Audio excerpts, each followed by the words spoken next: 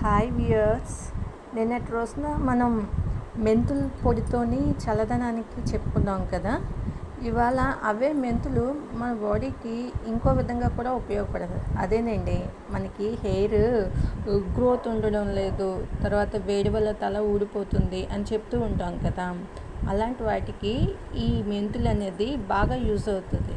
అంటే ఈ మెంతుల్ని మనం ఏం లేదండి, నైట్ ఒక 2-3 స్పూన్స్ 2-3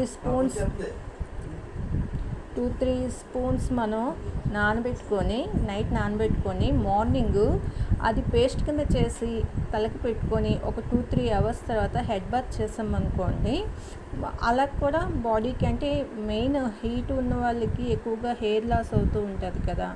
అలాంటప్పుడు అది తాడవ అంటే నెత్తి మీదే, అది ఈ పేస్ట్ ఏదైతే ఉంటుందో అది నెత్తి మీదే పెట్టుకొని ఒక 3 అవర్స్ తర్వాత మనం హెడ్ బాత్ చేసామనుకోండి, అది చాలా చలవ చేస్తుంది అనమాట. అంటే హెయిర్ రిమూవింగ్ అనేది కంట్రోల్ అవుతుంది అనమాట.